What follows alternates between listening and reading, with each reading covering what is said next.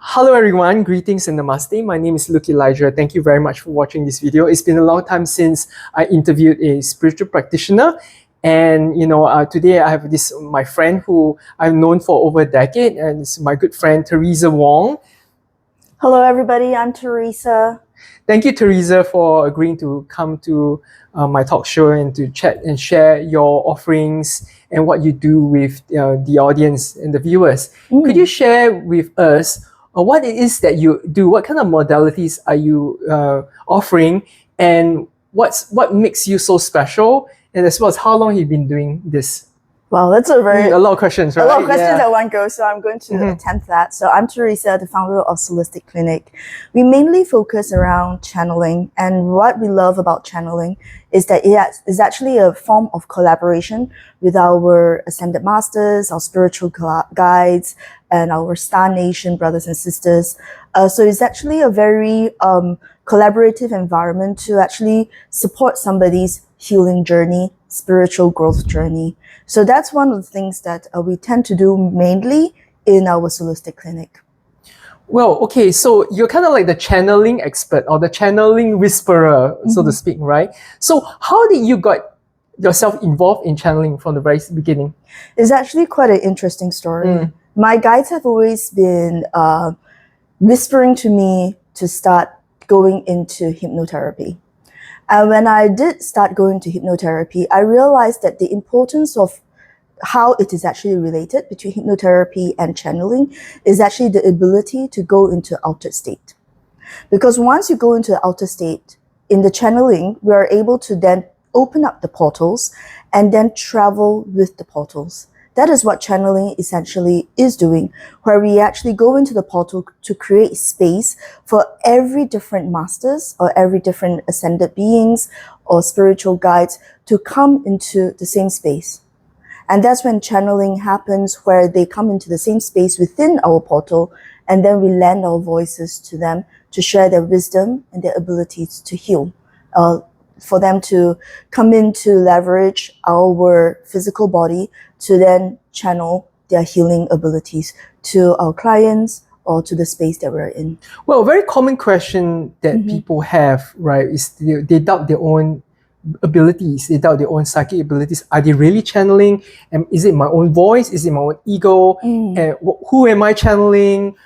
So how will you explain to someone who has this question?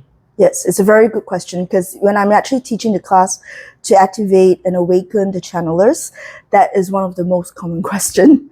So the guardian of channelers is actually Lord Kumara. Some of you will have been familiar with Lord Kumara. And Lord Kumara will often come to class and share how we can actually be better channelers, right? Because every different channelers have different activation points. Some of them actually go by hearing, some of them go by the heart, some of them actually have different forms of channeling. But one of the key things, the nuggets that he gave us, is always that when you're channeling, it's like listening to the wind. So when you pause to listen to the wind, what sort of state of being do you need to be in? Right? It's complete peace and just silence. But do you force yourself to listen to the wind? You can't. When you force yourself to listen to the wind is not there for you to hear. But if you're just silent and quiet and be at peace and allow the wind to speak to you, and that's when you can hear.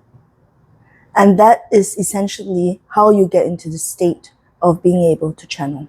So it's a complete opposite or topsy-turvy view what people think, right? It's actually you need to be at peace, at ease, as tranquil as you can, as neutral as you can. So it's not forced. It's very organic. You just allow it to be and just be in the moment. Yeah, I know that a lot of channeling, when people are starting to practice channeling, number one thing is that, okay, am I channeling? Am I getting into the right state? Concentrating, focus. Am I activating my third eye, or am I activating my ear chakras? There's a lot of overthinking. Right? So they tend to do that. And that blocks you, because or everything you're trying to do actually is counterproductive if you do just that, right? Exactly, and also overthinking. Yes. And that's the thing, when we're overthinking, we trigger our ego. And you and I had the conversation about egos, Mm-hmm. right? Where egos is here to support you, but they also often get into overactive mode. And when they get into overactive mode, you go into self-doubt. Right. Could you share with us, how different are you from other healers and other practitioners? What makes you different? What makes you stand out? The way I look at the space of spirituality, where all the different types of services available Plenty. and modalities available, this is the way I looked at it. It's a bit like, we look at the medical world, right? In the medical world, there are supplements where you go and get your vitamin C, your vitamin Ds, or you get, certain superfood and all that to nourish yourself, right? And then there's also the GP practitioners, right? Where you go in there and say, I've got a flu, I just need to ensure that I am taking the right meds, heavier meds, and, just something to support you in that healing. Then there are those where you broke a bone or you have cancer. Something more serious. Something more serious where you really need to visit a surgeon, right? My team of channelers are the ones where I'll categorize them in this surgeon category, where it is no longer by taking some pills or just getting energy healing that is going to help. But you really need to deep dive into like what exactly is the issues. And the issues that we're looking at is that it could be a past life trigger. It could be soul fragmentation where you're not able to bring the soul pieces back. It could also be other soul related issues. So we may be talking about possession. We may be talking about some level of harm that's been done to the soul that really needs deep healing. And as I mentioned earlier, the healing that we do as channelers, we collaborate, right? We collaborate with the Star Nations, our Ascended Masters, our spiritual guides. Whole big team. It's a whole big family, team yes, that will come in. So each of them will lend different perspective to what may the issue be. So I, had cases where people hear voices, right? And they think that, okay, maybe my house is haunted or maybe the space that I'm in is haunted. But when we dig or dug deeper into it, actually is their past life that had a traumatic past and just felt that life is not worth it. So then the past life will just be nagging at the person to say that, okay, look, life is not worth it, just end it now. So basically our team will then need to go in to heal the past life so that the person will not continue to hear the nagging from the past life that was not in peace. So these are some of the examples of the work that we tend to go to do. Yeah, so there's a place for everything. Sometimes all you need is like daily maintenance. You take your supplements, your pills, right, to maintain what you already have. And other times you need, maybe you got a cut or bruise and you need just to see a GP or a doctor. And then other times you need the surgeons, the people that really deep dive, the deep healing, and it's more intensive. And so different categories, different levels of requirement and speciality. Correct. So, one of the things I enjoy about you is I love the sound of your light language. It activates something in me. It's very pleasant. Could you perhaps give the audience, a sampling, an activation, a kind of like, some light codes right now? Yeah, absolutely. Given that this is the dragon year, I'm going to bring in some quotes from the dragons. The dragons has been working very closely with us. And one of the things that the dragons love to bring in is to give us the courage, especially we all could do more of that for sure. Yeah, right? More courage and bravery, clarity. Okay. Yeah. So the 2 C's, that's very important. So if you just breathe in, breathe out, allowing yourself to get into a state of ease and peace. Just focus. And for those of you who can actually get into the state where you can just so quiet that you can hear your own heartbeat. Continue to breathe slowly. We need to get to a state where we are ready to receive. Slow breath, gentle your breath. Here it comes. Karat ketusur kilala tatishiti, minaruto kumuto. Itarasi asarta ketasmurti, inakiata, nakiata, nakiata, nakiata. Inuturta tiara la katasierto, shinarto ki pierta naioto. Inusurda leata shiata, ilatuhurta kimala siata niata, niata, niata. What it does, the first part, is to clear your mind of all those thoughts that no longer serve. Removing the fears, removing the need to keep them with you. Continuing to breathe. I'm going to give you a bit more of that. Kurot ketisir lalash kitasumoto, shialara ketisiti.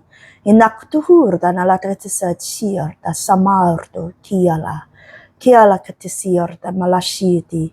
Inutuhur da rakatamotur da chikatasiata niata niata niata. Coming in with clarity, lightness of being. Surutik shir ralatasiata. Inashutuhit di kalala katasaniata. Inutuhurda ketasiti nalala ketasiurta. Shiniarta niata niata niata niata niata. Nalarta kiata niata niata. Breathing in, breathing out. Allowing your cells, your beings, to fully integrate and receive. Wow, Teresa, that was powerful. I felt tingling sensations in my third eye and my crown, especially the third eye, and I saw a lot of green light energy, and that's always, an indication of healing being brought forth, healing energies, as well as the fact that the tingles, was there. It's like, the vibrations that I felt was amazing. Thank you for that. Thank you for receiving. I hope you guys felt that, wherever you are right now. And could you share with the audience, what's upcoming for you? What are some of the workshops, classes, and modalities you have been and will be offering here as well as overseas? So I tend to do a lot of circles and sound healing circles with some of the collaborators. So what I love is that when they actually do have sound healing together with the light codes, it really amplifies the light codes, the receiving and the activation. So that's one of the things I do monthly. I've also, just last month, we created a lot of healing water. So I drank some of it. Yummy, tasty. So all the different healing water comes energized, and also with the molecular body of the water change, so that it actually works with us on many different levels. So what you drank was love, peace, and joy. Yeah, you can feel the restructuring has been occurred, Yes. Absolutely. So I think the love, peace, and joy was brought to us by the legions of angels.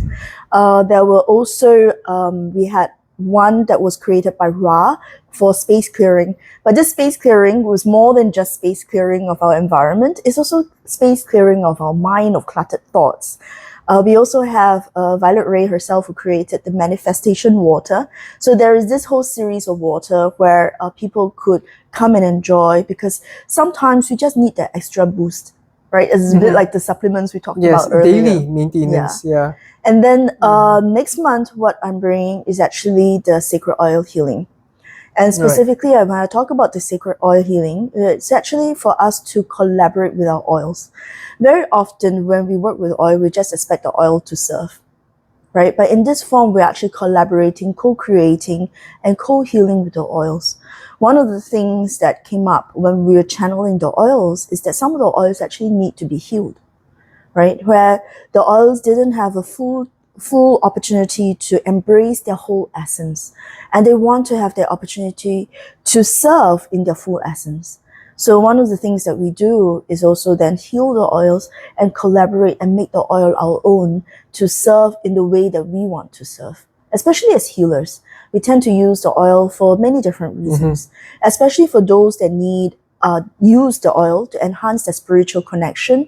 The oil need to embody their full essence to be able to help and serve at the higher frequency. So we're actually activating the oil for its fullest potential, Absolutely. right? Yeah. Because now most people just use oil, pour every day, and they don't Yeah. give any reverence. They don't connect to the oil. Then it's not being activated. So it only can work on a more superficial level. Yep. But something that has been like blessed and connected with and appreciated, so it releases and unlocks its full potential. Correct. And so when we are doing that the workshop, a lot of our different ascended masters, Come in to assist. fairies, they will all come in to assist because they have worked so closely with the oil themselves.